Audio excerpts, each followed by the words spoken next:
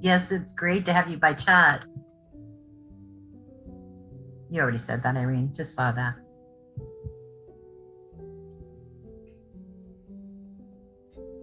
Excellent. Well, welcome everyone. Everyone who's joining. Just as a reminder, this is a public event organized by the City of Portland. It's a collaboration between the Office of Equity and Human Rights and the Smart City PDX program. The Smart City PDX program is a program of the Bureau of Planning and Sustainability. In addition to that, we have Cascadia Partners, who is a local organization helping us with all the logistics and facilitation for this meeting, and two great collaborators, part of our community and part of the community leads cohort for this year. That is an initiative that the Smart Cities program is doing. Yeah. Well, there we are. So we're going to give like a few minutes before we start. And welcome, everyone. Everyone, hi, Linda. Wonderful to see you.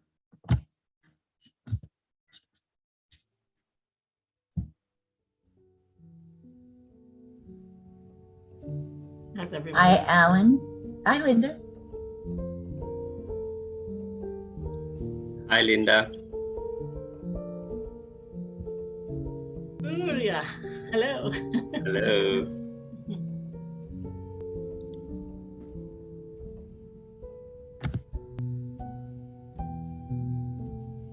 Hi, Alan. Great to have you here.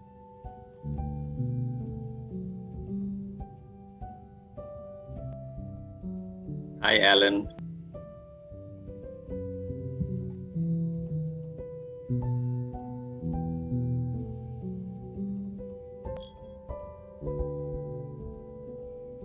Evan, Isabel, Shelly.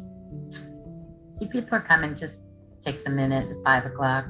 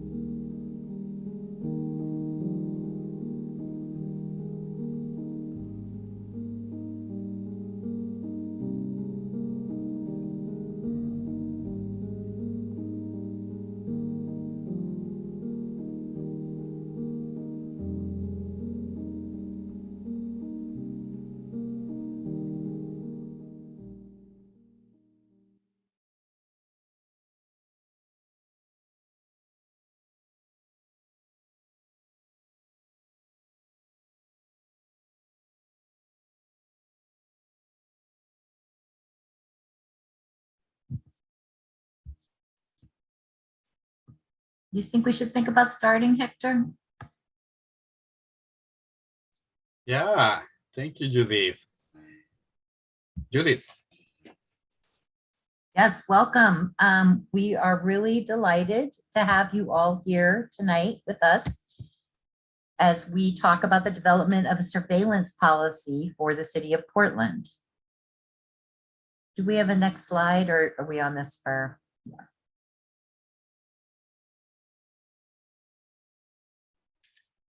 Yeah, hi everybody. My name's Irene Kim. I'm with Cascadia Partners. We're the consultant group helping with the engagement for this policy development process. And I will be your facilitator today. So welcome everybody, and thank you all for being here and taking time out of your work days to join us tonight. So I just wanted to quickly go over some housekeeping. I'm sure you all are very familiar at this point with Zoom controls, but just to make sure that we're all on the same page.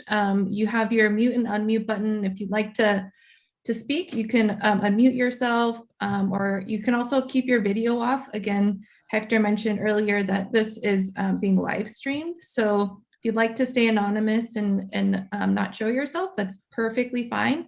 You can keep your video off if you'd like. And then you can also see the participants list, and that participants icon there will be, you probably won't be able to share your screen if you're not a host, so, but that option is there too. And then there's also a chat icon. So if there's any comments that you'd like to provide, if you don't want to unmute yourself or speak up, you're more than welcome to use the chat box. And there's, we'll have staff to monitoring that and sort of queuing me up to and flagging me if I need to kind of pay attention to that. So please feel free to use the chat box to provide any comments or questions. There's also reactions if you want to give a thumbs up during the presentation or the discussion, you're welcome to do that as well.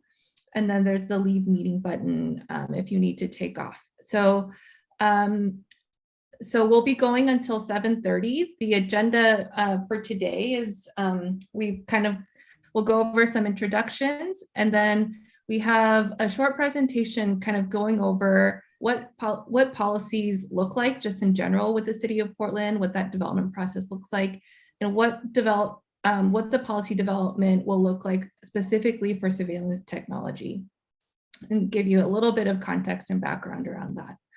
We'll have a short break after that, and then go into some community discussion on 3 different topics for today.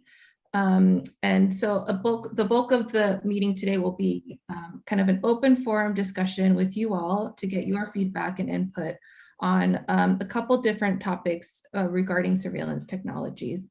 And then at the end, probably the last 5 minutes, we'll go over next steps and then try to get you out of here by 7:30. So with that, oh, and just another quick thing, if you'd like to receive a gift card for your time today, please direct message Hector on the chat box. You can, eligibility would be if you live, work, or play in Portland, your participation is not part of your main job, or if you're not representing an organization, and the city employees are also not eligible. So, so yeah, if you can provide your name and email to Hector, if you're interested in a gift card, that would please feel free to do that. Okay, I'll turn over to Hector to kick us off with introductions.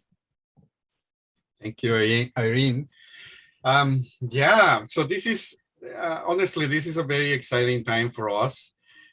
It's been a long time since we started the work towards this point of like working together on trying to figure out how the surveillance policy, surveillance technologies policy might look like in the city of Portland.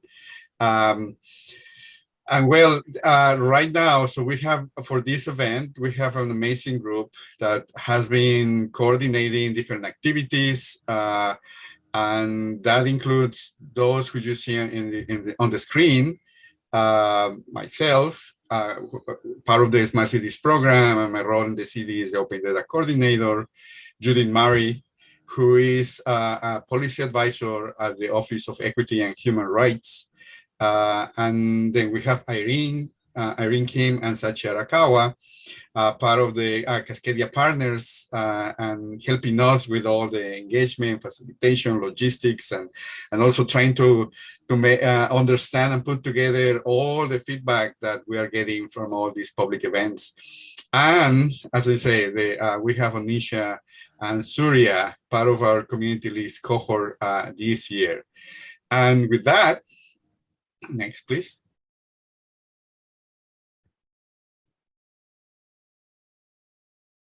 Yeah, so we want to understand who's joining. The idea of these events also is to try to reach those who are part of our community and usually don't have a voice on the saying of how policies and ways of doing things in the city of Portland happen. So we want to understand who's joining, and at the same time, with that information, we can understand who's not joining and how we can do a better job.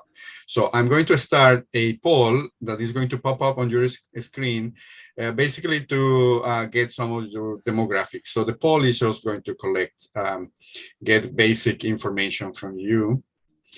Here we go. Who's in the room? I'm going to give a couple of minutes for you to get that information. All right.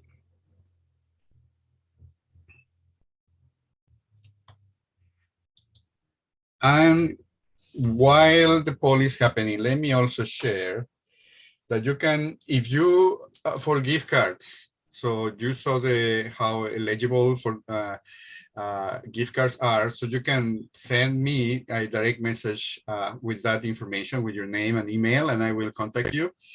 Or if you prefer, you can also send it via email to the Smart City PDX email, which is smartcitypdx@portlandoregon.gov. I'm going to put it in the chat as well. Or you can also fill up a web form, where we are getting the same information. So you have different options to do that.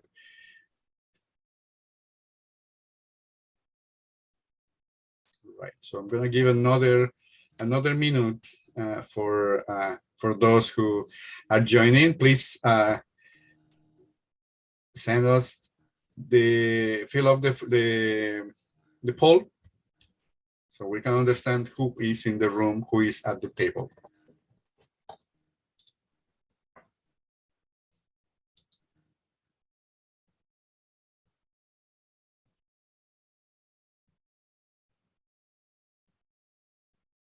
Thank you. All right, so with that, we can move to the next slide. I would like to say that our community is quite complex, and there are different aspects of the community that when we, as city employees, we don't see, basically. So one of the ways that we are trying to do a better outreach is getting the local expertise from our community. And this has been the case. We have, for this community leads cohort, 4 amazing people that live, work, and do spend a lot of time making the city much better. And for this specific initiative around the development of the surveillance technologies policy, we have Anisha and Surya. And I'm going to let them to give you some welcoming words and explain also why this work is important to them. Anisha. Hello, everybody, and welcome. My name is Onisha Cochran Dumas, and I am one of the leads with Smart City PDX. And so I want to welcome everybody as a whole, but I also am very aware that there are quite a few people at this meeting who live, breathe technology and digital justice. But then there's a group of you who joined the meeting who are much like me, who don't know that much about digital justice. And when you hear the term, you think, I want to learn more. What does digital justice mean? What does technology justice mean? What does all of this stuff mean?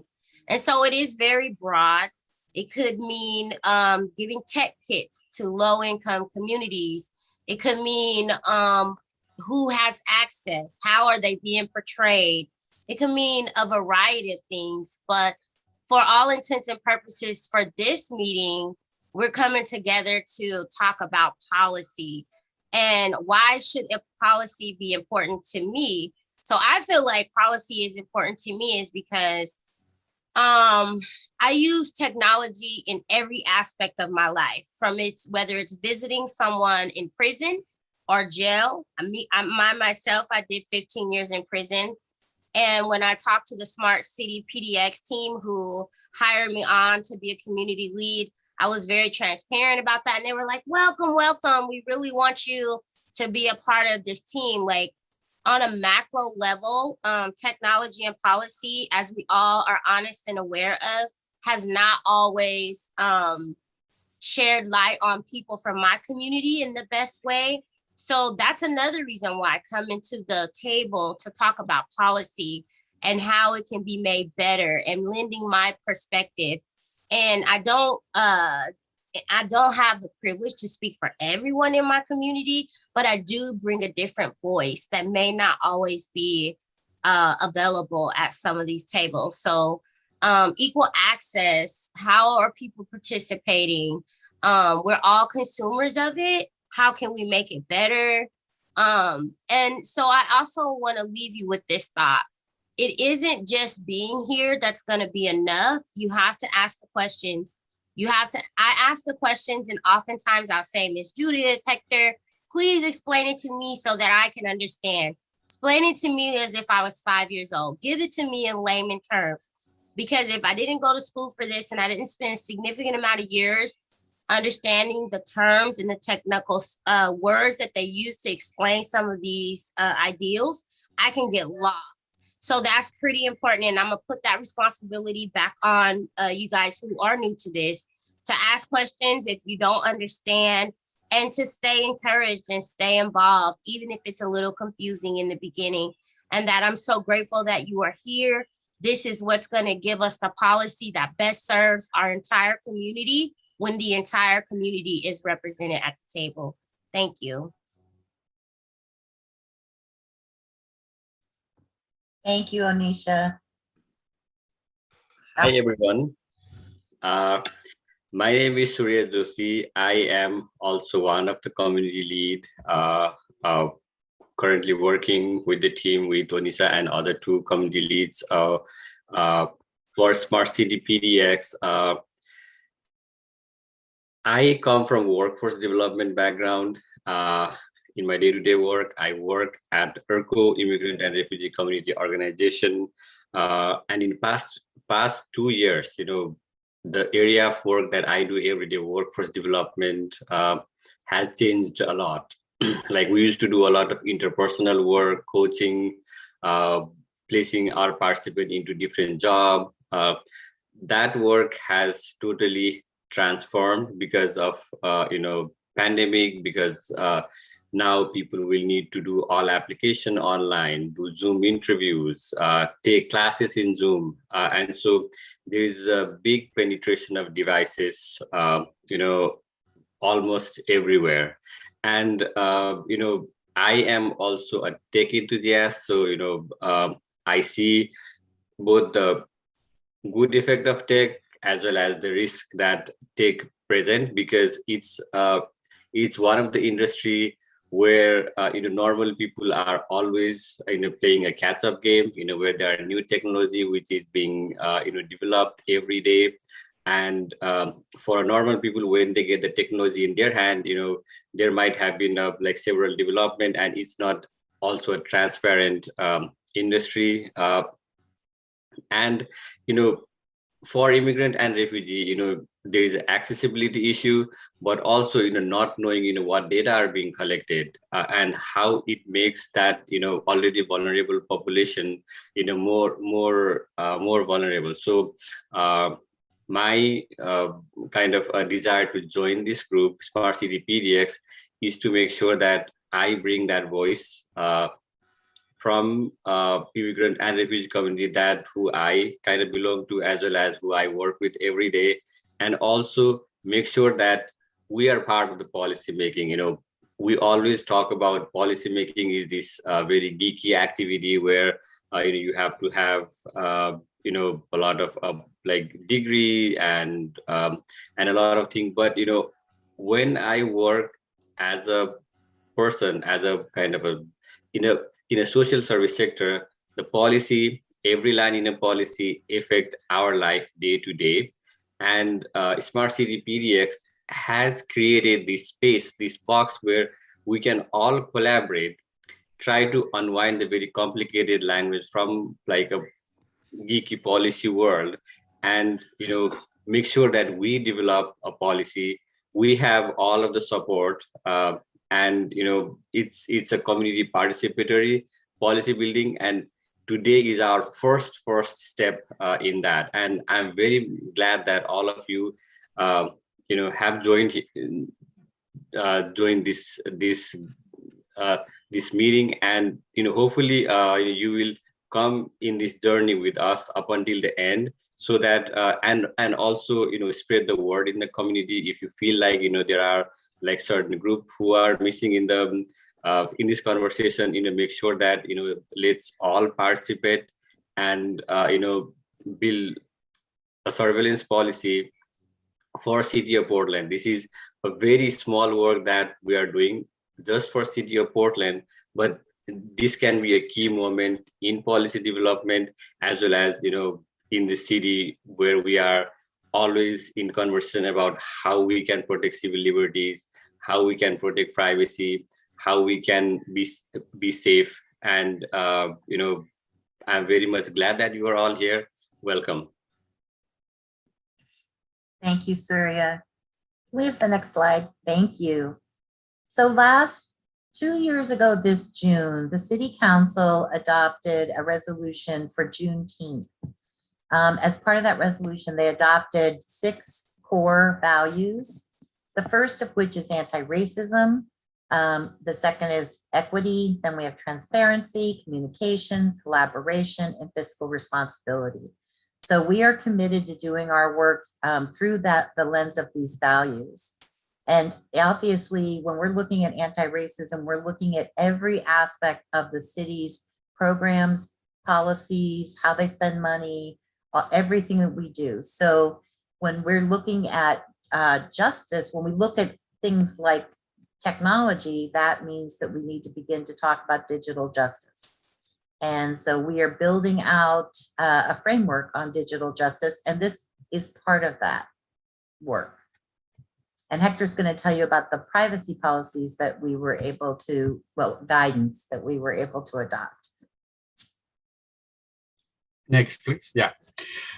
Thank you, Judith. Yeah, these frameworks are really going to be the ones that are going to guide our decision making through this process of policy development.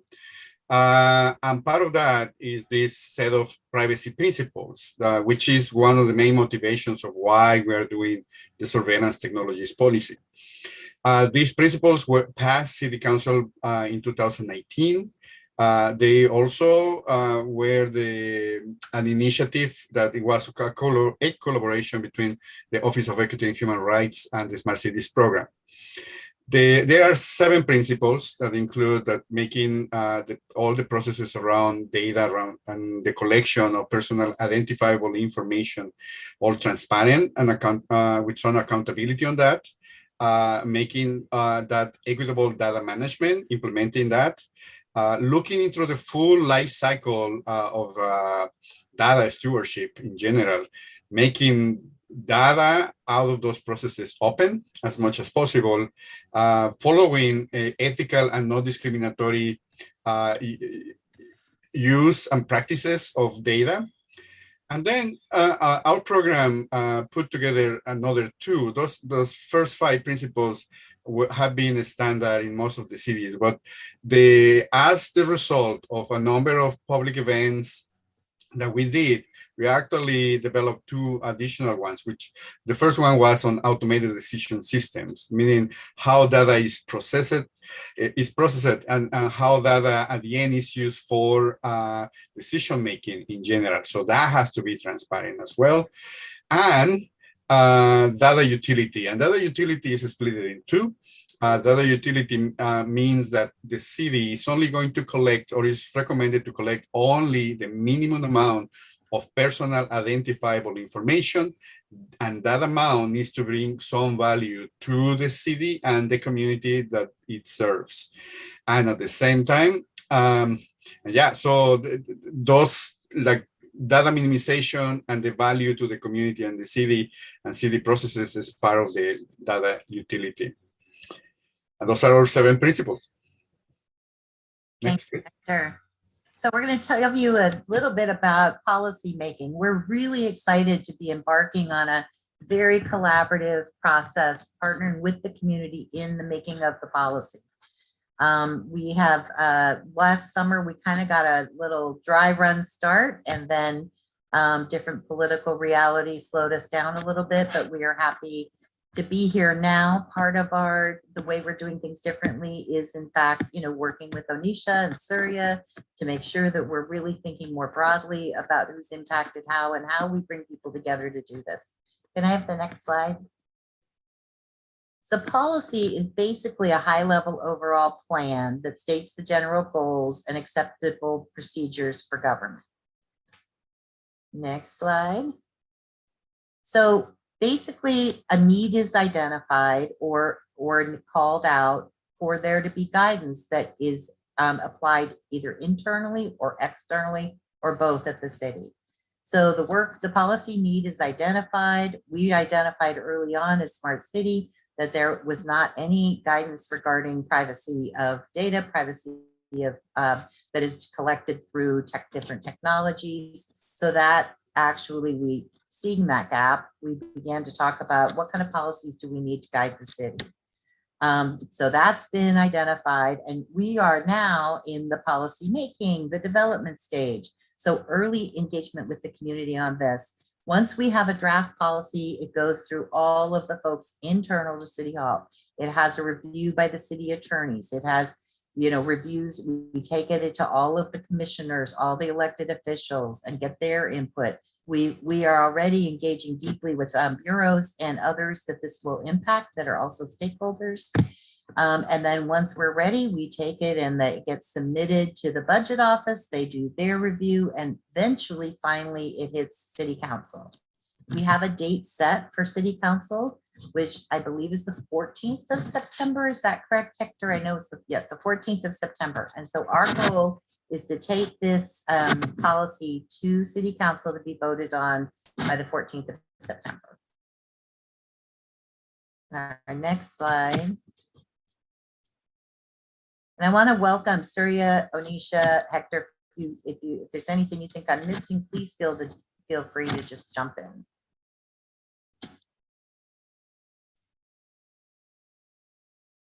So next slide is Hector's going to tell you a little bit about why we're doing surveillance technology. Yeah, well, the straightforward reason is that the city does not have a surveillance technologies policy. At this point, bureaus and in general for city operations and services, there is no clear guidelines. In some points when the city uses or purchases technology, is really the city attorneys who start looking into compliance and concerns around privacy. It's really bureaus who are trying to do a good job and trying to protect like people's information, but there is no clear guidelines. We all understand that surveillance technologies have a bad reputation because they have been used for other purposes than the ones that we understand they should be used, for instance. And there is a mistrust around how technologies are collecting information from our communities. There are big black boxes all over the place. And particularly surveillance technologies have been historically impacting Black, Indigenous, and people of color communities. We really want to have a policy that protects everyone, have a no harm approach to technology, but also that help us to reach those goals that we want to have as a whole city. And we call it responsible technology. It's something that is a definition that we all are going to be working and working together to refine it. And yeah, next, please.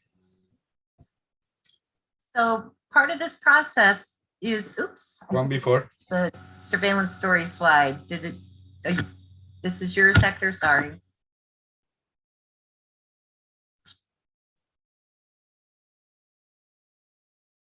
I think we had, there we are, Thank you, Saji.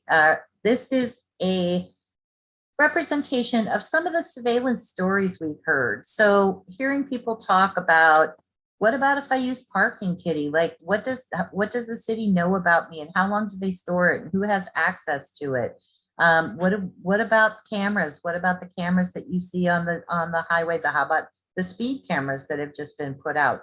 What does that mean to us? Can it tell you anything about me personally? So one of the great things about this process is our ability to collect more stories as well. So we're really interested in what your experience is, what you're concerned about. One of the things that got me thinking about all this was when a friend of mine asked me about, if I use my credit card to be able to park somewhere, what are the chances that someone can then track my movements? And that was a really good question, and we didn't know the answer to that, so that we began doing a lot more research. And I wanted to say before Hector jumps into about the surveillance technology, is that there are a lot of really great uses for technology. So we want to make it clear we're not anti-technology. We're just anti-technology that harms the people that we're supposed to use it to serve. And so we know there are a lot of ways in which drones, there's lots of stuff in emergency situations where technology can be a real boon. And so we're going to continue to find ways to walk through those opportunities and balance out the risks. Thank you, Judith. So the following slides is kind of where now we are going to start talking about a little bit about the policy itself. I'm going to go a little bit faster, and please forgive me, because we really want to get to the discussion portion. But this is important because that's what sets up those discussions. In making policy, definitions are probably the most important part of everything, because everybody understands things differently in general, and so what. In terms of the law, we use definitions actually to kind of fix the scope of what the law does. And so far, the definition of surveillance technologies that the city currently has is the one that we borrowed from other policies, particularly what has been done in California, cities of like San Francisco, Oakland. And that's what you are seeing on the screen is the definition that we use for the face recognition policy, which passed in 2020. I'm not going to read it really, but this definition is very focused on devices, is very focused also on surveillance done for law enforcement. How we see it or perceive it is that this definition needs an update because technology has evolved since this definition was created, and it doesn't necessarily covers all the uses that we would like to cover as well. So part of our discussions are going to be defining better definitions or finding better definitions for surveillance technologies. Next. So surveillance technologies could be many things, and please actually go across everything. There is some animations there, but license plate readers was the first one, body-worn cameras, traffic monitoring cameras here and there, like speeding cameras, you can see, connected vehicles, drones, and finally, face recognition or all the like biometric information that gets collected. Just like that, the list goes over and over, and it could be related to equipment, it could be connected to just information in general. Next, please. So particularly for this policy, it's a complex policy, it's a complex issue. So we are focusing on the basics, the foundation to start building something larger. And that's for like many reasons behind that. One is just capacity. We want to start in an organic way, which could allow the city to start doing investments wisely, and then we can grow from there. So one of the first aspects that we are going to look and what we are going to discuss today is actually creating more transparency on what is the technology, the surveillance technology that the city owns and uses. So we want to create an inventory of all surveillance technologies and then find out how the use of that technology should be reported back to the public and who's going to make it accountable. Then we want to create also a due process or process in general for how the city is going to purchase, meaning procurement, to purchase that technology and use it through all city bureaus, for instance. And we believe that privacy impact assessments, that's something that we're going to start looking later on in this series of events. So a privacy impact assessment basically can give us what are the impacts and risks of using a specific technology, and making that available, transparent, can actually inform everybody, city bureaus and the public, on how the technology is being used. Finally, and this is probably one of the key aspects of the intentions for this policy, is defining the governance structure. We want to be a governance that is inclusive and is effective. And that's something that the second module in this series next month, we are going to start discussing. Next, please. So what is this policy? This policy is not. So this policy, as I mentioned, is going to look into the general aspects of what we need to have a good processes. So it's not going to look, this policy particularly, is not going to look into any specific technologies or surveillance technologies. You can think about like drones or body-worn cameras, things like that, or cameras, security cameras in general. It's not. It's just really going to establish the basic, the governance structure, the process, and first understand what we have, without really like thinking about things that do not exist, for instance. Now, considering that for instance, this policy may exempt certain technologies or uses of technologies that are not falling within the scope of itself, And I can think about, for instance, all the software used for monitoring city staff and employees for public records purposes, for instance, which is something that policies, most of the policies actually exempt, like the city of Seattle. This policy will not regulate surveillance technologies owned by private entities.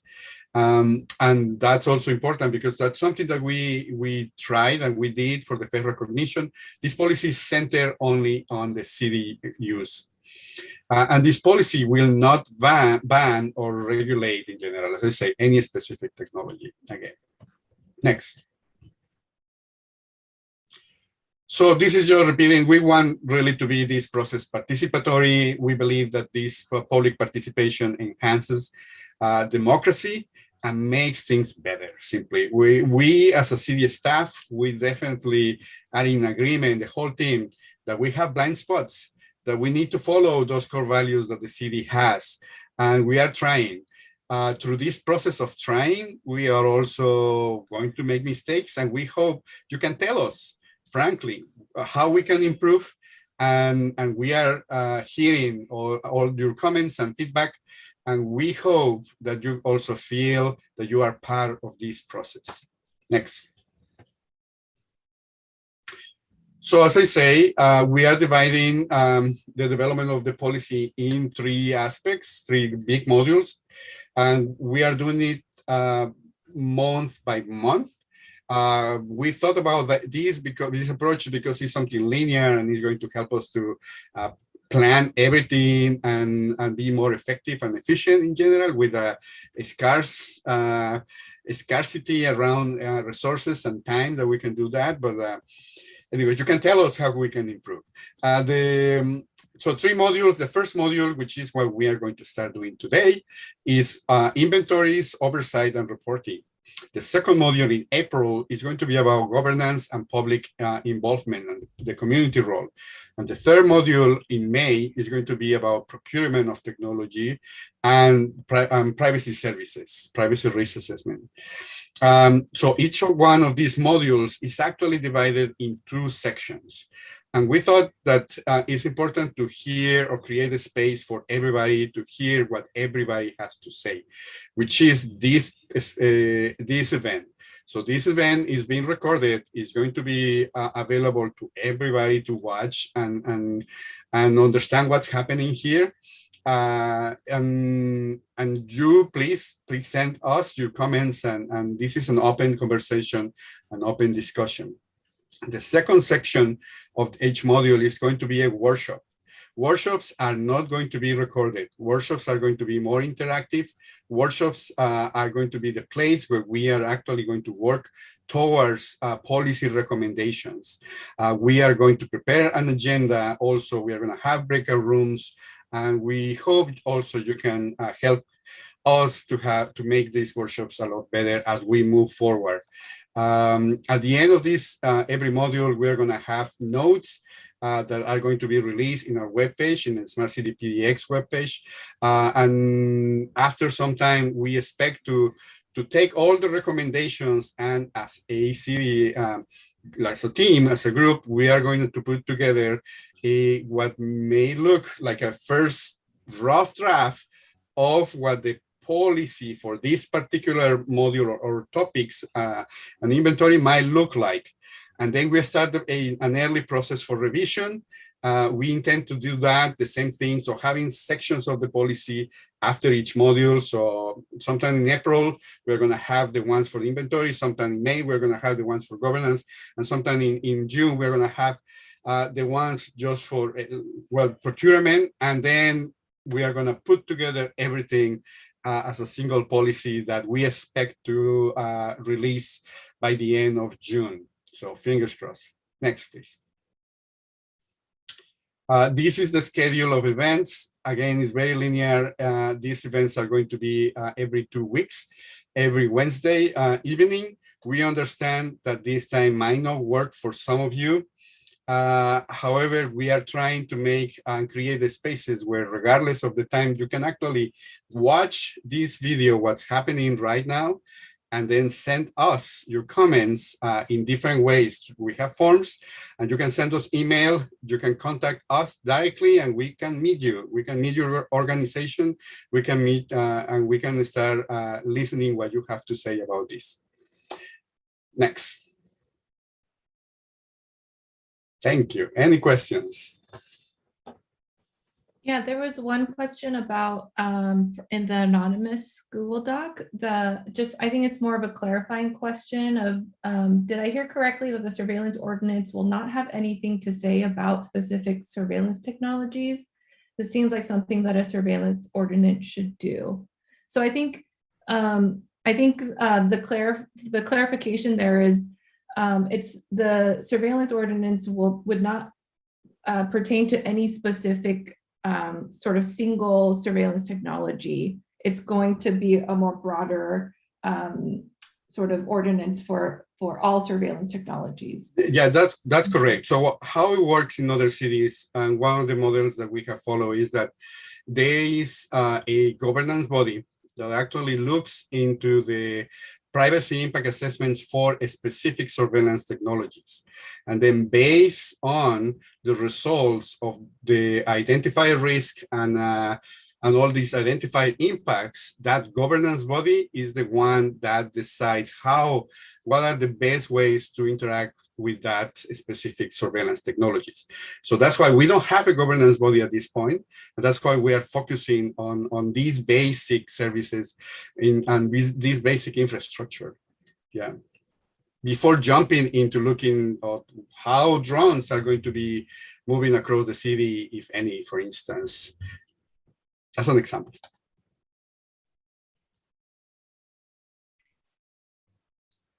Does that answer your question? You can put it in the Yeah, if you can answer it doc. in the Google Doc too. And you can. Yeah. Are there any other questions about sort of that context that Hector provided before we go into break?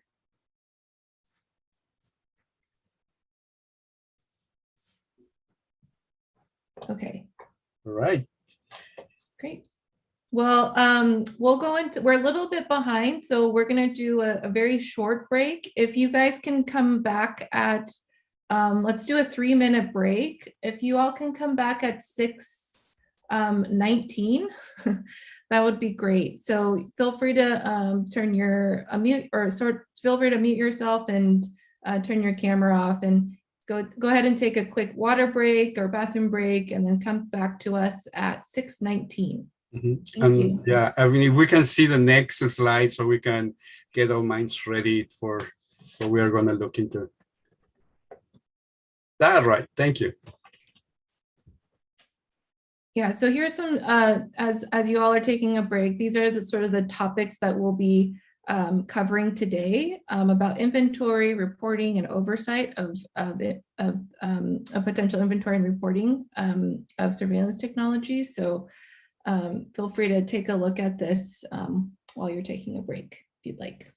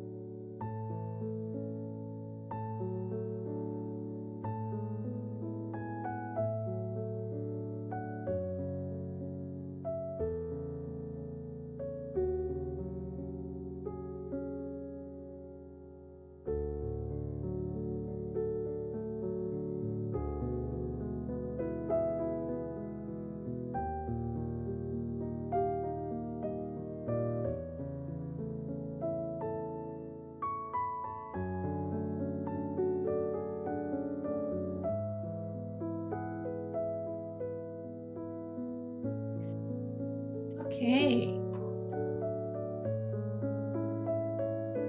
All right, we're gonna come back to the meeting now. If you all, hopefully you all had a chance to do a quick break. And apologies for moving a little quickly here. Yeah, so let's kick off our discussion topics, and I'll hand it over to Hector to explain what we're talking about today. Thank you, Irene. Yeah, today, so the first module is around transparency. Most of the cities have built or are work that have on a surveillance technologies ordinance. They build an inventory of surveillance technologies that the city can use and how they can use it, what are the constraints, the restrictions, and or all that. You know, it's one approach, definitely. And when we think about inventories, we also think about, well, where are the cameras? Where are the devices? Who is the vendor? How that work? Who has access to that? You know, that's something that we want to explore today. So what's the level of transparency that you would like to have? Keep in mind that like everything has a cost. And when we put together a policy, we also need to think about how much that it's going to cost to the city. Who's going to take charge of that? Who's going to do it? How is that going to impact all the bureaus, and who's going to do it in the bureaus? So it gets complicated inside. However, right now, when there is a right demand and people in our community need to know, so yeah, good government is about responding to the needs of our community. So let's explore that. We're going to follow later with the now reporting. Most of the cities, they have annual reports or a report in a fashion, in a way. So how is the technology being used? How effective is that being used? Is that obsolete? Is that new? Who's the vendor? Etc. So how the reporting should be done? How frequent? We will jump into that and with the specific questions. And finally, the oversight. The accountability portion is, well, who's going to make sure that what is reported is actually true? Who's going to give the okay at the end? And we will see how, like most of the cities, for instance, they rely on their councils. However, there are exemptions, and what it would be the role of the governance, which is going to be the next topic for next month. So those are the open questions, and with oversight, we want to make sure that it's transparent, accountable, and assures fairness and follows our values.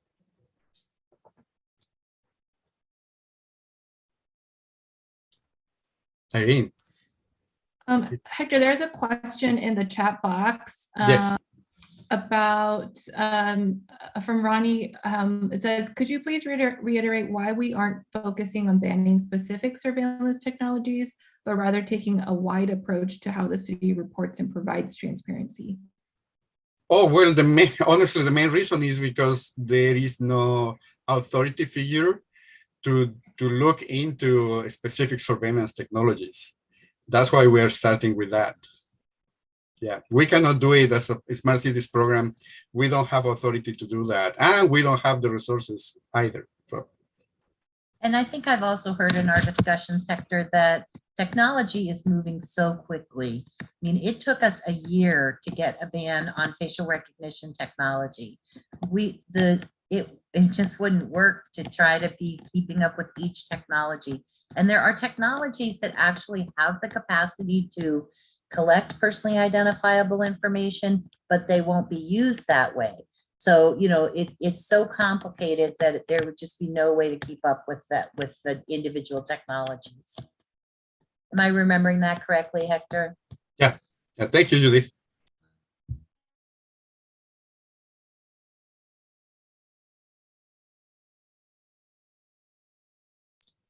All right. Sorry, I was still muted. All right, so let's get into our discussion. Are you all able to hear me? Yes.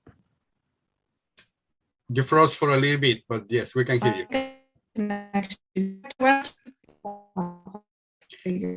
Yeah, you're breaking a little bit. Sorry well, about that. I can go into the discussion format.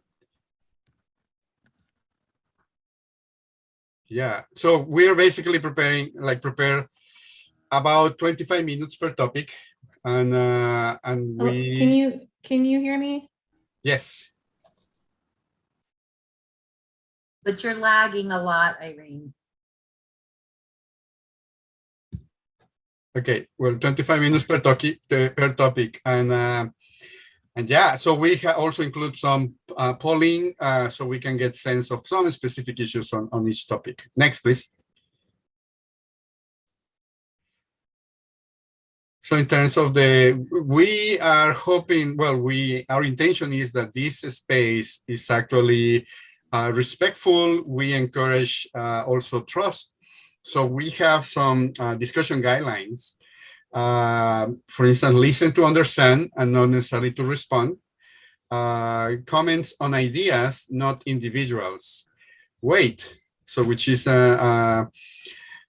why am I talking, for instance? So use self-awareness by asking yourself, why am I talking? Remember, everyone has the right to share their ideas, but not everyone has the opportunity. And no one knows everything. Together, we know a lot. Believe people's narratives. You know, there is a lot of people with lived experience, and our experience can be very different from them. Irene? Hi, sorry about that, everybody. Of course, my computer decides to have internet issues at this moment. All right. So yeah, so some Zoom guidelines for the discussion. If you'd like to speak, because we're not going to do small groups, where this is just kind of going to be an open discussion. So if you'd like to speak, please raise your virtual hand. Again, that's underneath where the reactions button is.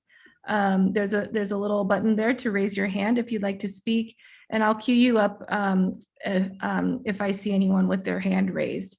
And then if you like to speak, please keep your comments to about 2 to 3 minutes. So we have so other folks have a chance to provide comments and participate.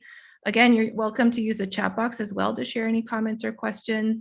And you can also send a direct message to any of the staff here today. So next slide.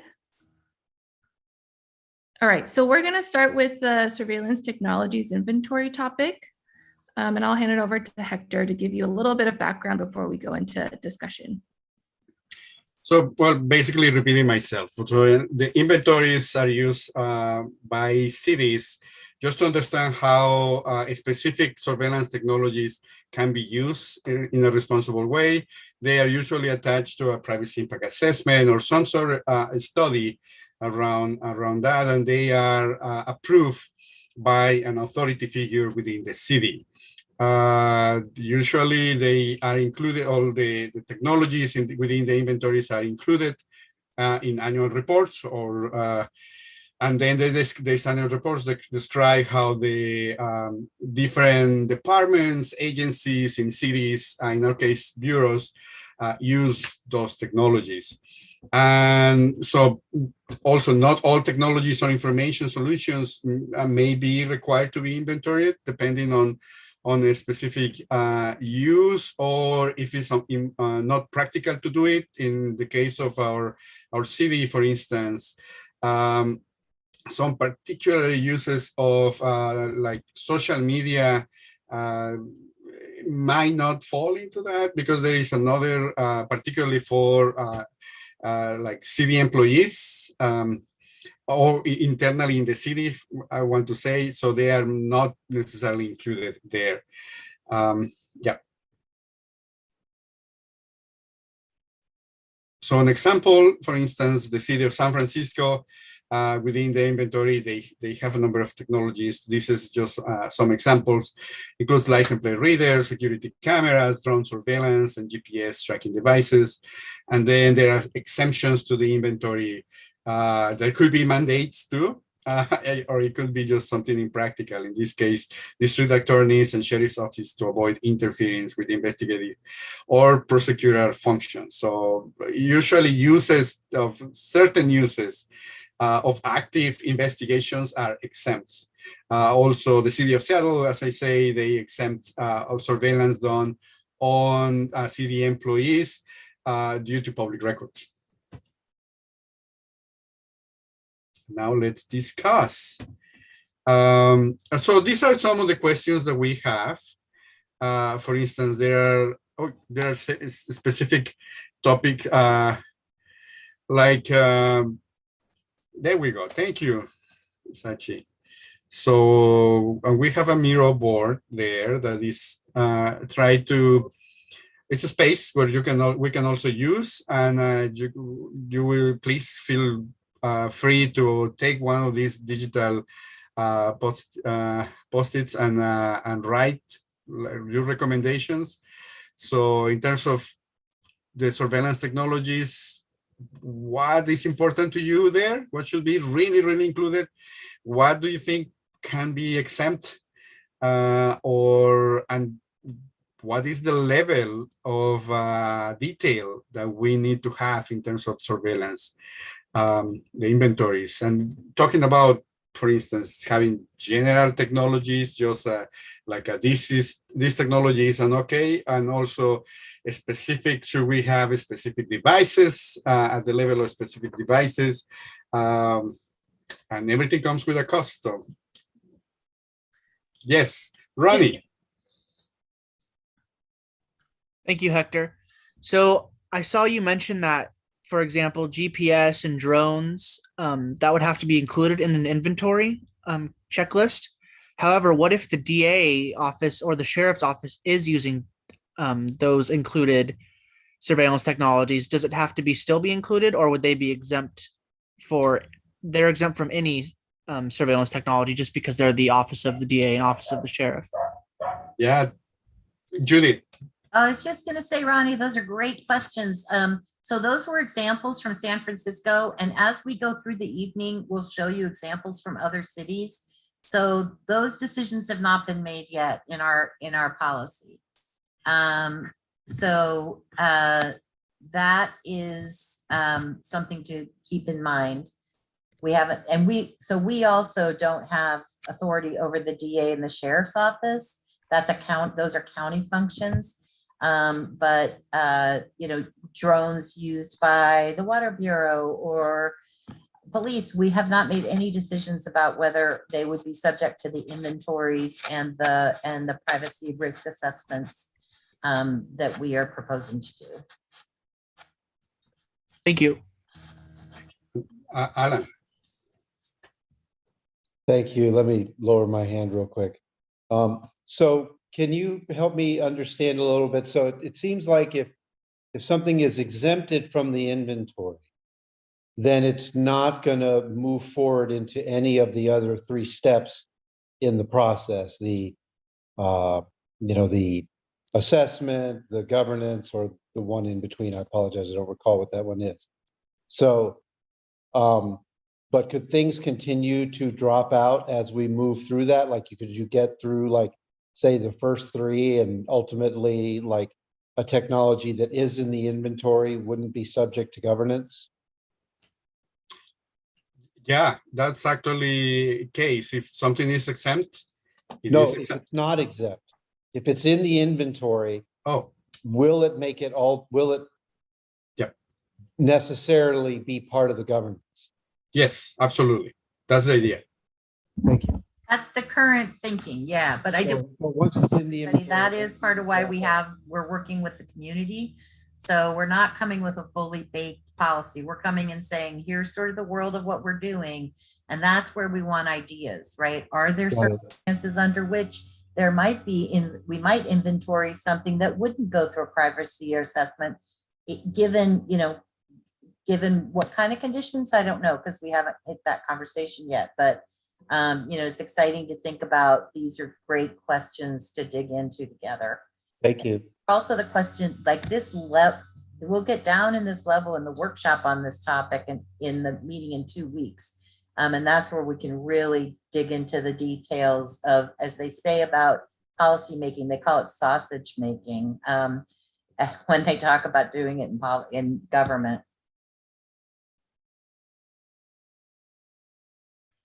Any other kind of clarifying questions about this? Yeah, go ahead, Chris.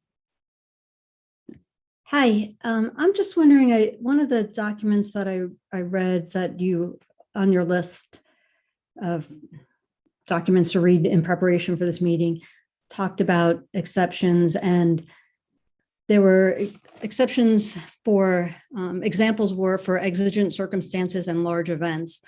And what I'm wondering is, I guess, how that will be defined from the standpoint of, like, say the protests in 2020, there were large numbers of people. So then that would, just the fact that there are 1,000 people, then that means we can surveil all we want.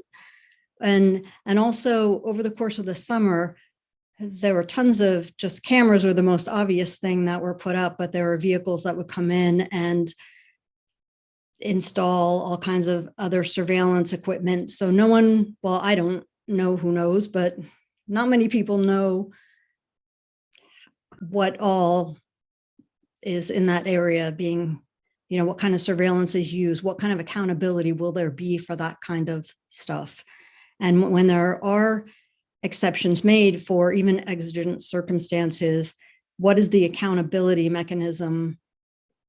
Or there needs to be a mechanism, I guess, for determining later, was that really an exigent situation, or was that really, you know, a reason, was it okay to use surveillance? And what actually was used, and how is it used, and is it still being used? All those other, the follow-up questions for that. Thank you, Chris. Those are excellent observations. And actually, that's actually the core of these conversations. Where are those limits? What is the level of transparency that the community needs and wants? Yeah. And in terms of like major events, one of the common aspects that is included in ordinances is for emergencies, like an earthquake, for instance, or there is something that first responders need to use in specific situations. And usually on those events, there is a like well-defined framework on which these exemptions are going to happen. So. I see some comments. Sorry.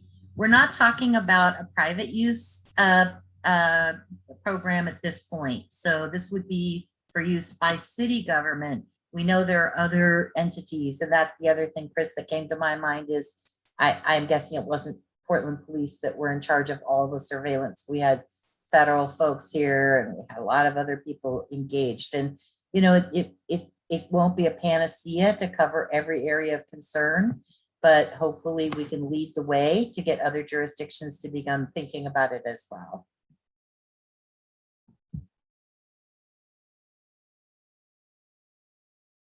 Okay, I'm seeing some comments here in the chat box. I feel like, Sean is saying, I feel like any surveillance systems that can retain PII, personally identifiable information. Thanks for giving us an acronym there. And create a pattern of behavior association for citizens must be identified and inventoried.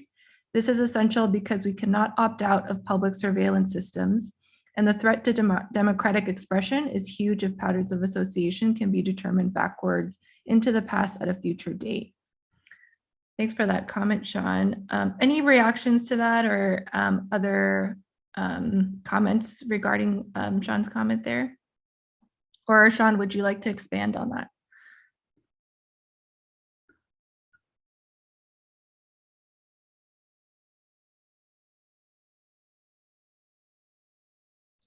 Yeah, one of the interesting aspects is around the opting out of the technology. And yes, that's one of the challenges in general for technology. You know, those who do not want to participate do not have the option most of the times. And we are not there yet. what we're trying to do is inform as much as possible on the use of technology, on what gets collected. Try also to inform city bureaus and train city employees, city staff who use those technologies, who participate in the decision-making for purchasing those technologies on these privacy implications. And then based on that, hoping that the decisions are made thinking about these privacy principles that I shared at the beginning, for instance. I want to also encourage people, feel free to raise your hand and put your voice into the room. And I'm also really interested in what other people think of some of these, stuff that's coming up. It doesn't just have to be me or Hector or staff talking about these things. And Onisha and Surya especially want to make sure your voices are here.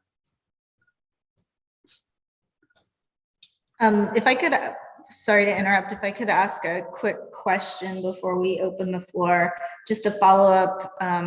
Alan, you said in the chat, surveillance associated with technologies where the city is in partnership with a private entity or the private entity competes for a license to provide a SVC in the city, for instance, Bikey Town. Should that go under the category of technologies that are really important to include in the inventory, or Yes. technologies that are exempted? I'm assuming it's the former. Yes, including the inventory. Thank you. Appreciate the Great. question. Thanks. And yeah, Anisha, Surya, others who have comments. Sorry to interject there. Go for it if you have anything to add. Yeah, are there other certain types of uses or types of technologies that should be exempt, or especially important to include in the inventory? Any thoughts on that?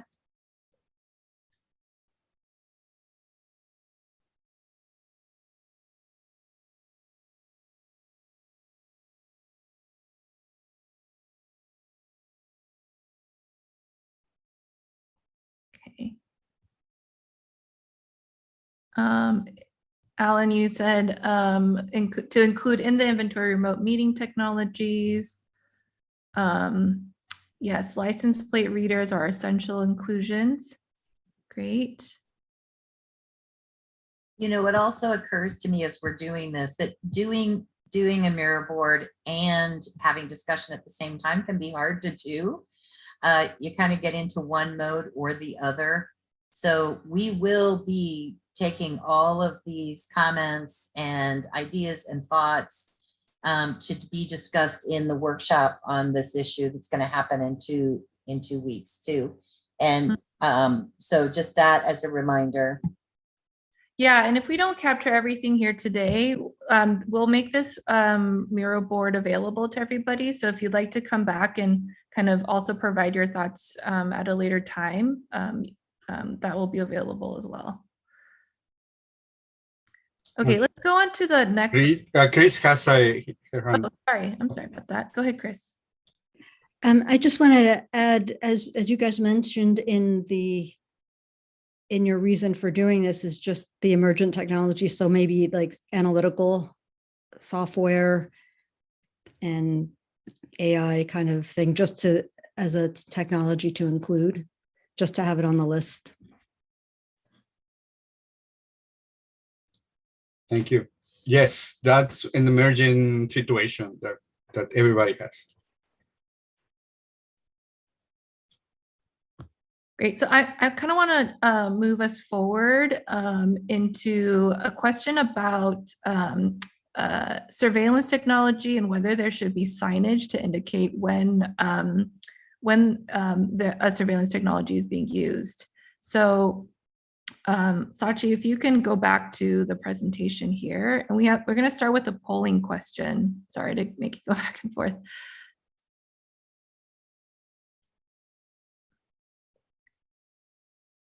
And Hector, could you open up that polling question, please? So the question is, How important is it to have signage to indicate that the city is conducting surveillance and the type of information being collected? So we just want to get a temperature check and see how people feel about the use of or requiring signage to indicate that the city is conducting surveillance. And the options are very important, somewhat important, might be neutral about it, not very important, or not important at all.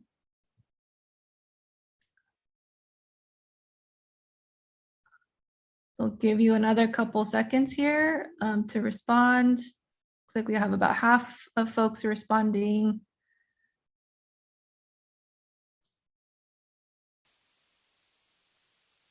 Okay, so it looks like a majority of folks feel like it's very important. So if you all feel that it's important to provide that type of signage, the question we have for discussion is what are the considerations for why surveillance tech should or should have signage? So does anyone want to sort of expand on that and on your response and comment on why you think surveillance tech should have signage? See a hand up, Chris? Or maybe that was from before. Hi, me. I just, one thing I want to say, I think it's important because then people are aware that they're being surveilled. But one point I wanted to make, though, before you ask that question, is that a lot of times when you have signage, it's right under the camera. So you can't, in order to read the sign, you've already been recorded. You have no consent in the matter. The signage, I think any signage should be positioned in a way that a person really has a choice as to whether to be recorded or walk into that area or whatever, but it's not really meaningful if it's right in front of the camera lens. Great. That's a good point. I see other comments trickling in here. Any cameras in public spaces should be inventoried and identified with clear signage along with information on where to contact the city around the use of data. That's great. Thanks for that. Any technologies used and required should to apply for public benefits, permits, facilities.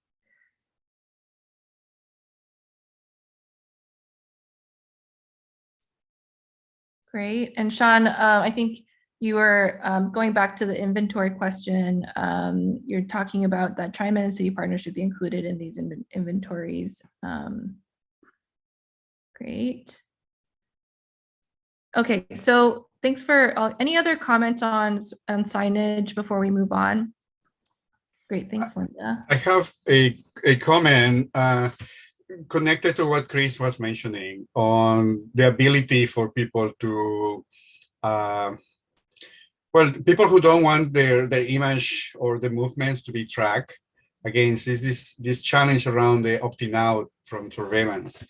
It's that, even having this something that is telling everybody there is a camera there, and this camera is doing this. Sometimes people, when they see a camera, and that's something that we got in the past as a feedback, they avoid going through those roads or those spaces. If the camera is in a park, for instance, they can feel threatened as well when there is no clear understanding of how that camera is being used and what's the purpose of that. With the speeding cameras, for instance, in certain roads, and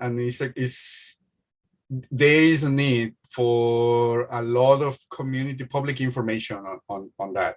That's what we have noticed, and some of the feedbacks that we have gotten in the past. Particularly, you think about in the context of undocumented immigrants, for instance, that some people believe that their image is going to be transferred to ICE or used by police, and that definitely is a challenge, and that's something that we could potentially explore in this policy on how we can protect more specific information from those devices. And I appreciate Surya in the chat that mentioning around retention. You have to remember our retention schedules for data are determined by state law in a lot of cases. So, that again is something that as we develop this, we're going to need to be able to speak to, and we're going to need to know that that's one of the conditions we operate under. Great, thanks, Judith. All right, let's move on to our next topic here so we kind of stay on time. So the next topic is about the reporting. Sachi, could you go to the next slide, please? So I'll hand it over to Hector to provide a little bit of background about what surveillance reporting would do. Yeah, thank you. I mean, so it's basically, again, another layer for transparency. Just how it's required for agencies to report back to the public. Different cities have different approaches. Some cities go very deep to the audits level, for instance. Some other cities, they just need to report basic use or on those technologies who are within the inventory, again, right? So, yeah, next, please. An example is and I share a little bit in some links above, but the city of Seattle, there is a process where the chief technology officer, through the privacy office, they submit this quarterly, or it's really the privacy office who does that through the chief technology officer, who submits a quarterly report or to their city council on how surveillance technologies have been acquired. And the city council reviews that, and it's included, a surveillance impact report is included.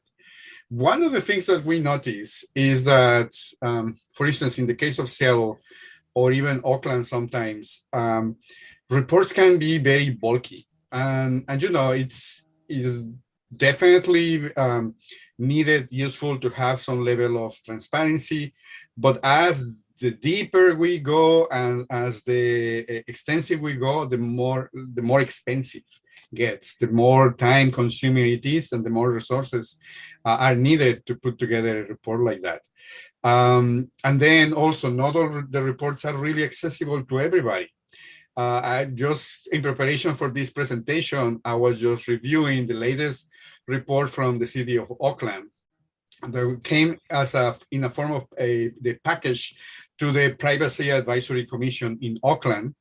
And it included a report on the use for automatic license plate readers.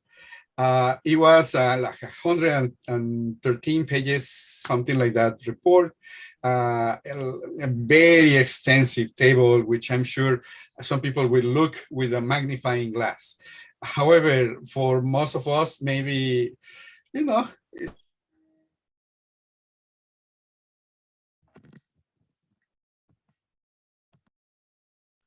Hector, you muted. Thank you. I've been saying so much for the we are done.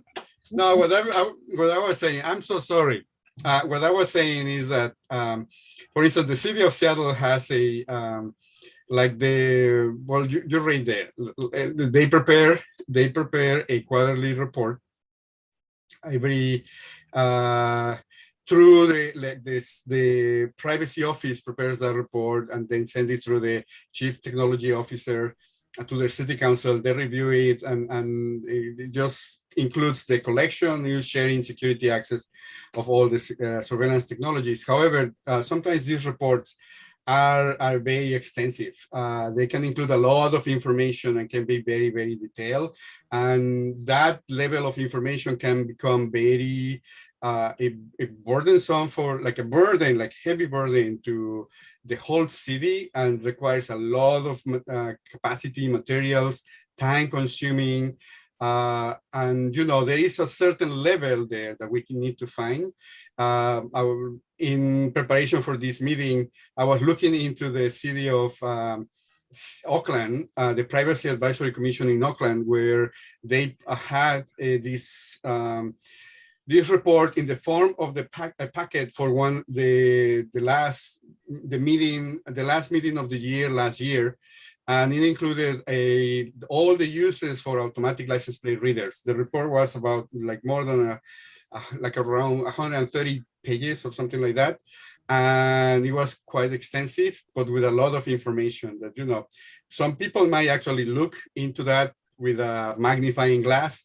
But most of us, we may just need to find if any use outside what the authorized use were, or maybe some metrics around that that can tell us much better on how effective the use of surveillance technologies is, and you know, can include other parameters like cost, like number of staff interacting with that, and you name it. So that's part of the discussion. And apologies for being mute for 5 minutes.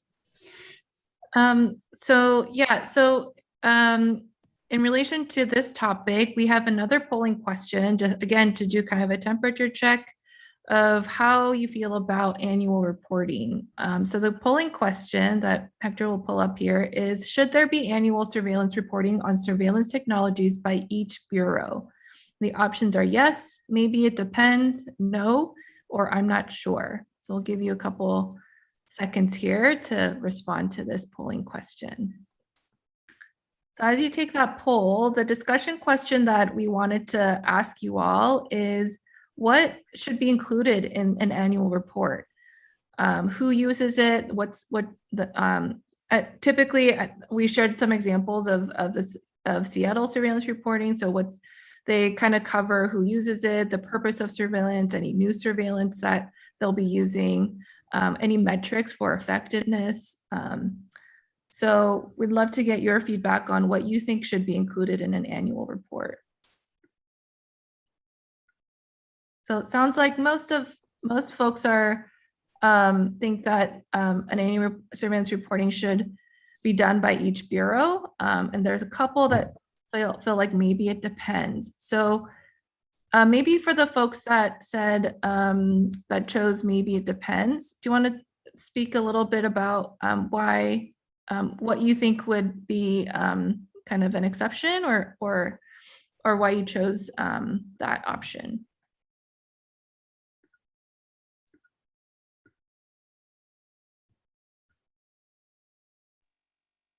This is Alan. I chose that option only because there's how you would determine this, I'm not sure, but I would think that there are some bureaus whose surveillance is potentially more impactful or widespread than others.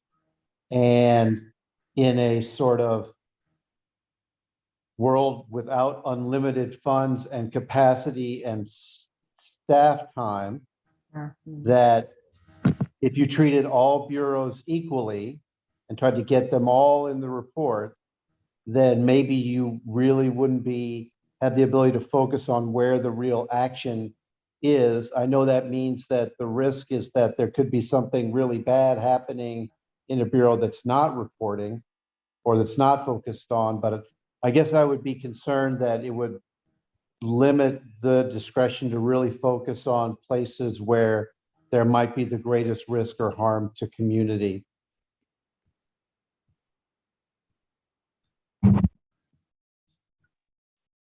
Great, thanks, Alan. And I really appreciate, Linda, your comment in the chat about collecting some data on where and when this kind of technology is in use, and disaggregate by zip codes so we can start to understand who's most impacted.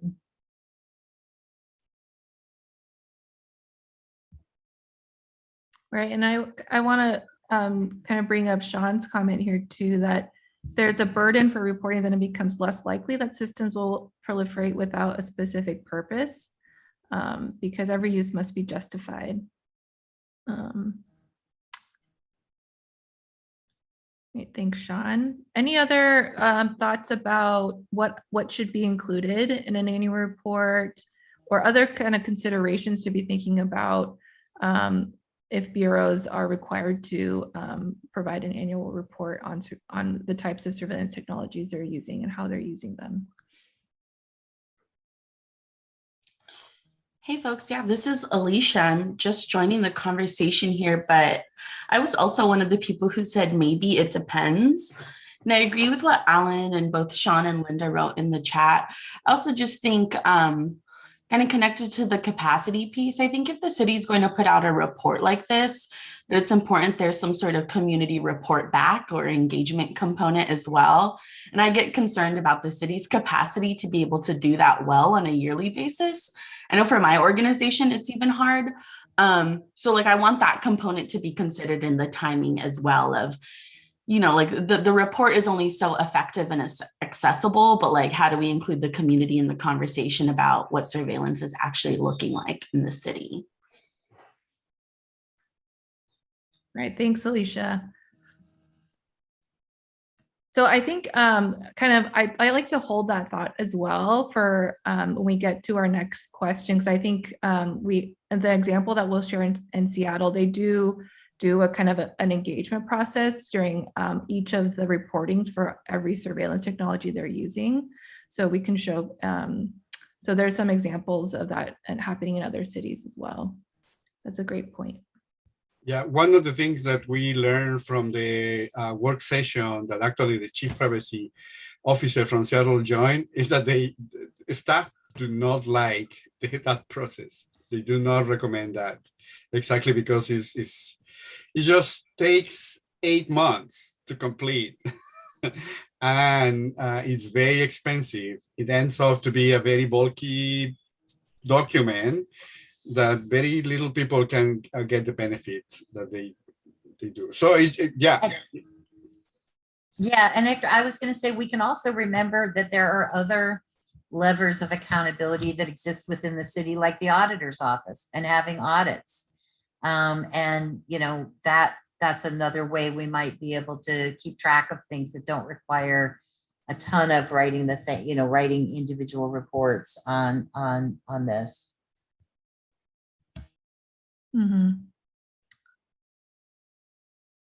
And we have another comment here about wanting to see justification for every use and specific information around data retention, data retention periods, and why data retention is necessary.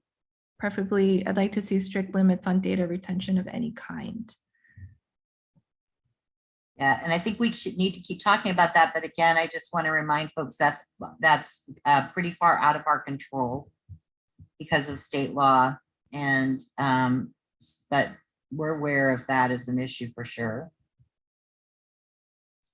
Yeah, mentioning that, some of the modern best practices for that is that in some places, they're actually exploring very short periods for data retention, even like max 24 hours or even less in some cases, depending on the specific case. But as Judith mentioned, that goes state by state, and we'll do our best, definitely. Okay, I want to keep us moving to our next question. Sachi, if you can go to our next slide here. We have another polling question about any exemptions for surveillance use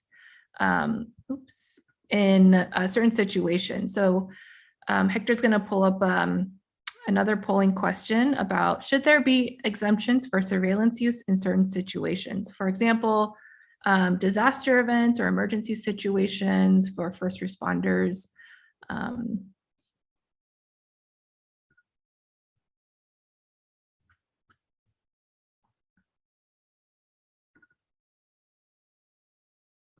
Okay, so a little bit of mixed responses here.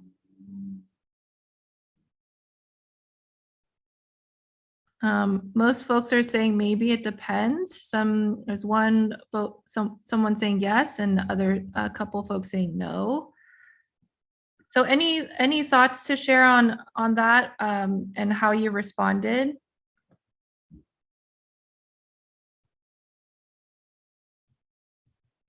See a hand raised. Hold on here just a second. Ronnie, would you like to? Yes, thank you, Irene. Can you give an example of why they would need an exemption from reporting it? It seems like there's really, I guess I can't think of one, to be honest, right now. Why do they need an exemption? Yeah. For instance, sometimes it's because there is ongoing investigations in terms of information that is collected from surveillance technologies, and that's legally constrained. Sometimes it's because there is like a mandate where a specific uses of surveillance technologies, particularly for identity verification, might be also constrained in terms of what we can do. Some of the other exemptions is like, again, I mentioned the classic one that we've seen is that a surveillance done on city employees, which is a technology that the city owns, that's also usually exempt. And surveillance that they have their own policy, that they already have their own body of governance, they are all usually exempt, and that depends on city by city. Yeah, those are some examples. And I would say that, you know, we know what we exist today, but who knows what will exist in 10 years. You know, we didn't think we'd be wearing computers on our wrists. So things change a lot. And one of the things this made me think about is when we were doing the face recognition ban, it was brought up by emergency services that there was that face recognition could be used in the case of a major disaster to identify people. Kind of a horrifying thought, but something that could really be a benefit in that moment.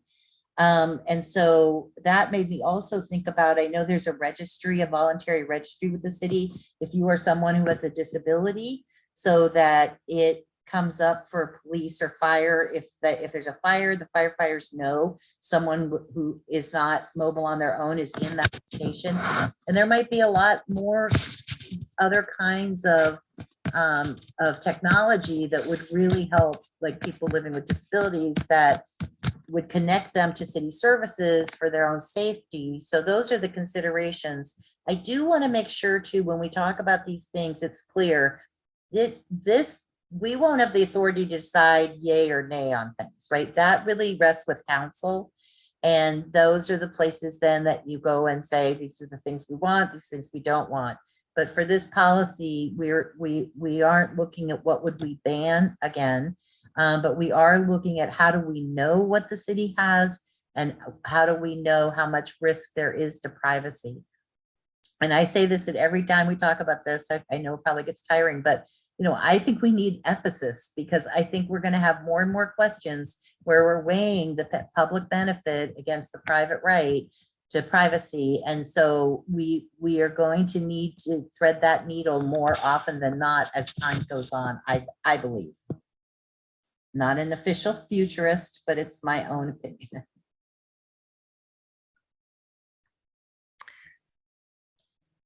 Yeah, we also had another question that we wanted to ask is, you know, if there is an exemption, how long should those exemptions, or should there be a time limit to how long those exemptions take place?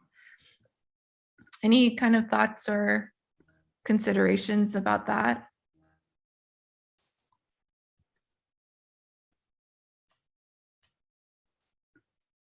Sorry, Irene, I was just looking at the questions in the Google Doc. Can you repeat it very quickly? Yeah, so our last question on this topic is, if there are exemptions that do take place, should there be a time limit to how long those exemptions take place? Yes, usually exemptions need to be very well described. Like what is the exemption about, when the exemption ends, and who actually is like the entity who's going to actually be part of the exemption. Other than that, there is no exemption. Yeah. time limits and all of that. That's also described in those exemptions. Mhm. Okay, I kind of want to make sure that we have some time before 7:30 to cover a topic about oversight. So feel free to continue using the chat box on this topic if you have other thoughts that you'd like to share. But I'm going to take us to back to our slide here about surveillance oversight, and I'll turn it over to Hector to give you a little bit of background on that. Thank you, Erin. So oversight, this is a topic that we were discussing whether or not to include it now. We decided, next slide, please, Sachi. We decided to include it just to make sure that there is an oversight on the inventory and who is looking into, there is a reporting of all the uses, but who's really looking into like that report, who's authorizing that report and say yay and or no, right? Or it's just a report just because it's a report and nobody looks into that. Most of the cities with the surveillance ordinance, they have their city council or the governance body. In some cases is a board that decides whether or not accept a report and makes recommendations over that report based on the results of the report. For instance, one of the exemptions is the city of New York, where that ability goes into the police commissioner, which is not the mayor necessarily, it's a different commissioner. And they, that authority figure is the one providing all the public comments. In our so in our case also, is there any role later on for the public, the community, to provide some feedback and input on all that? Next, please. Yeah, and like this. Well, this is the annual report from BART, and BART has a board of directors that is the one that approves that report annually. So, and it also provides some of the recommendations. Yeah. Great, thanks, Hector. Okay, so we have one last polling question here.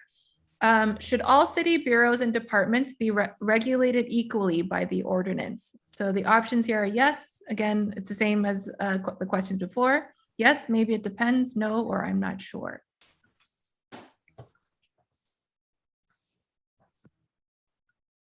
So as you take that polling, the question that we have for you that we'd love your feedback on is, who should oversee the inventory and reporting and ensure the process is fair and transparent? For instance, should it be city council? Should it be the auditor's office? Should it be an independent oversight body or something, or another entity? And how can we improve public trust in oversight and inventory reporting? Right. I think we have the results. Yeah, so it's kind of a mixed bag here. About 45% of those who responded said yes. Some folks said maybe it depends. One person said no, and a couple of folks said I'm not sure. So for folks that said, maybe it depends, do you want to chime in or use the chat box to kind of expand on why you chose that option?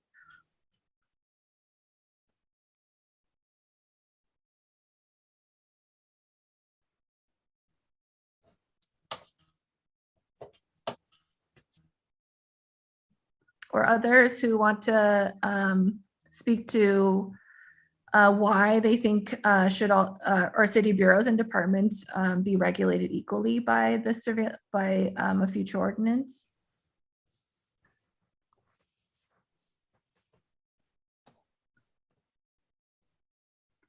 It's been a long session. Everybody's very tired now. And I know it's a lot of Ronnie has her hand. Ronnie has his hands up. I'm sorry, Ronnie. Go ahead, No, you're Ronnie. fine. I was just trying to make space for other people. Thank you, Judith. I said maybe because my thought is that I would like to know, I would personally like to know what the city officers are doing more so than, let's say, the Parks and Rec Department. So if we had to devote resources somewhere for investigation and transparency, that's where I would place it, but that's pretty subjective on my part. Mhm. Thanks for that feedback. Any other thoughts about this question here? We've got some folks entering some anonymous comments. I'm seeing, yes, all bureaus should be regulated equally because the public's privacy is affected by surveillance regardless of which bureau is behind that surveillance.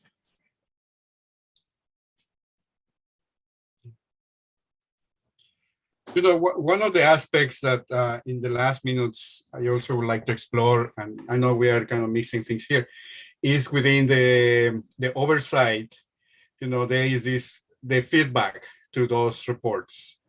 I wonder if those who are here have any ideas around what kind of feedback should we expect from those reports, and how what's the responsibility of those agencies, like when they get that feedback, to respond to that, for instance. Is there any, you know, that's kind of how the accountability works. So you know, we start in a place, and then we start moving to better practices, but we need help. So any thoughts?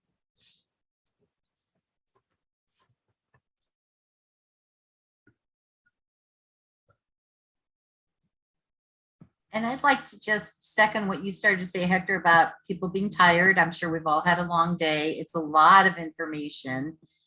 We're hoping that having this evening where we can kind of give you an overview, get a taste of the conversation, gives us a chance to think about how to best set up the workshop, and use these questions, use these areas where we see that there's a lot of varied thinking, so that we can bring that forward to use in that way as well.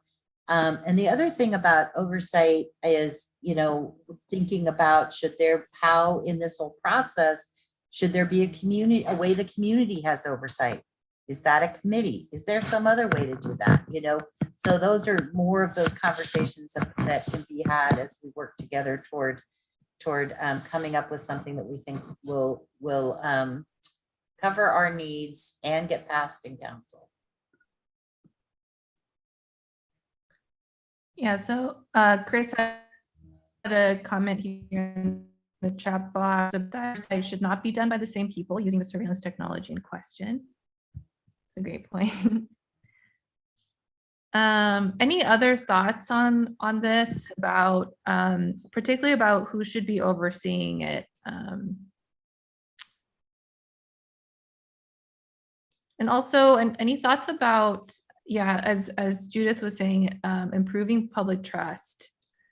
How do we ensure that there's the public is able to, or whoever is overseeing the inventory reporting is accountable to a fair and kind of transparent process?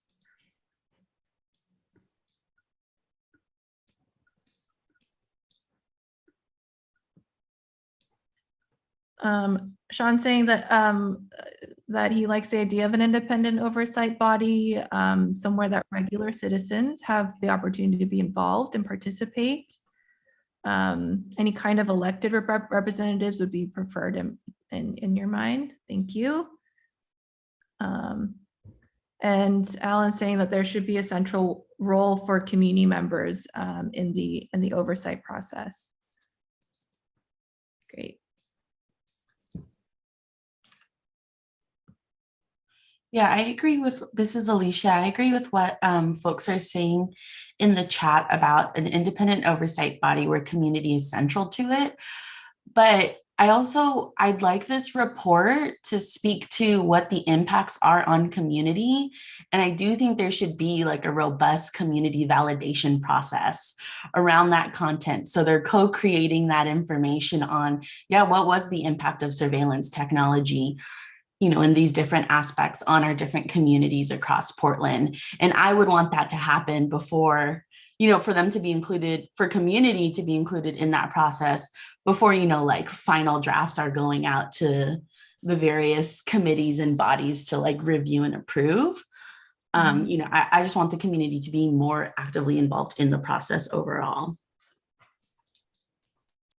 Sorry, Alicia, that was for the annual reporting, or like, is there a specific part of the process you were imagining specifically, or are you just kind of making a broad, like, community should be some kind of oversight, community led organization should be like at all of these different stages?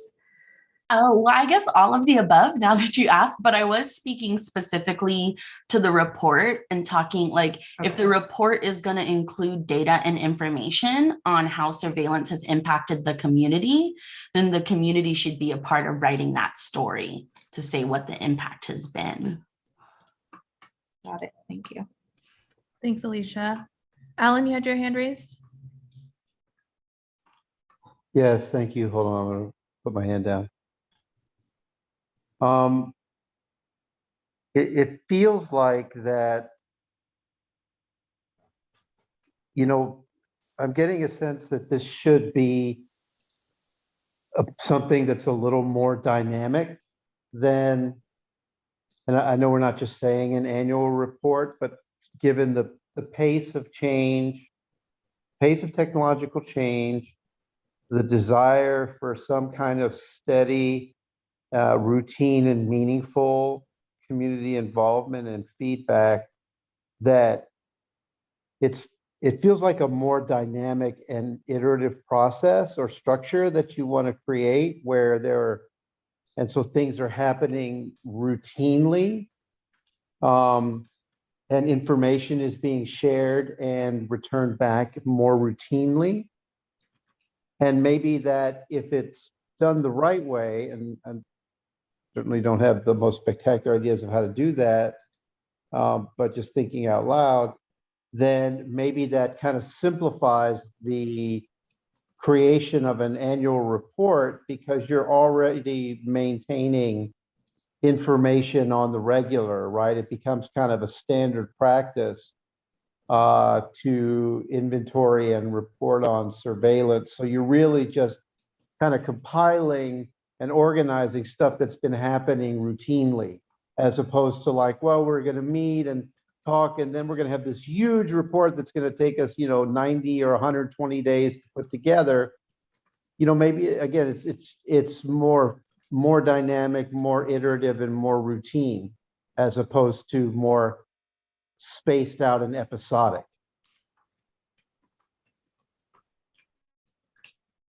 Great. Thanks, Alan. Seeing some agreement there on that comment.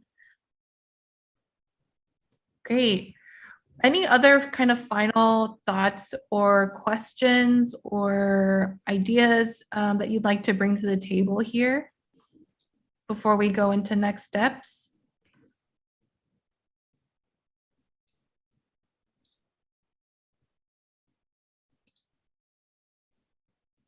Okay.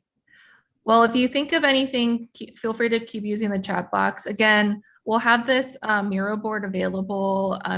If you come up with other ideas, if you kind of wake up in the middle of the night and you thought of something that you wanted to share, this will be available on the Smart City website, and we'll let everybody know when that happens.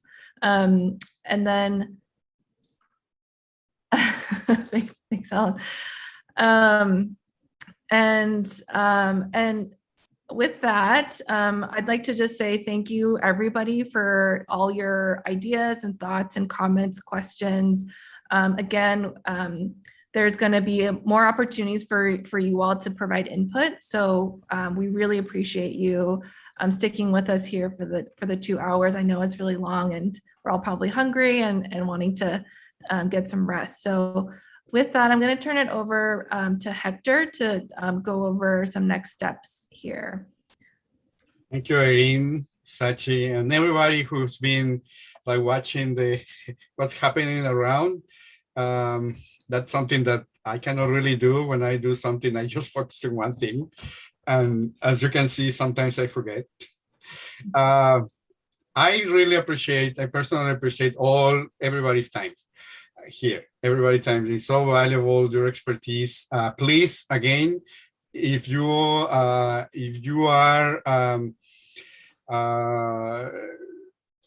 coming here as a volunteer, you are not working with some organizations because of this is your job, please share your name and email, and we can give you a gift card just to compensate and to provide an incentive. I would say to provide an incentive of all this time that you are giving to us and to the city. So, the summary of tonight's discussion will be available at the Smart City website. We are gonna place it. We have a page. If you go to projects, it's surveillance, and you can go there. We usually have a blog post where we just add a new blog post and put the information there. So please stay there. If you are not part of our mailing list, please send an email to us. An email to us to smartcitypdx@portlandoregon.gov. And the next event is going to be the workshop. It's going to be it's not April 13. The next discussion is April 13, but the next event is going to be the workshop. If we go one back, Sachi, I think. Yes, that's the workshop on March 30th, where that's going to be like a hands-on event. We're going to have breakout rooms. We're going to start like writing and try to find certain consensus around some ideas. We understand that we come from different places and different spaces, and we are going to try to make record what all these differences are as well. That event, the policy workshops, are not going to be recorded or streamed, so it's going to be more hands-on again. And then after the workshop, we are going to compile everything and make the policy recommendations available, so we can also get feedback on that. Everything that you think can actually be added, changed, improved, you're going to have plenty of opportunities to do that.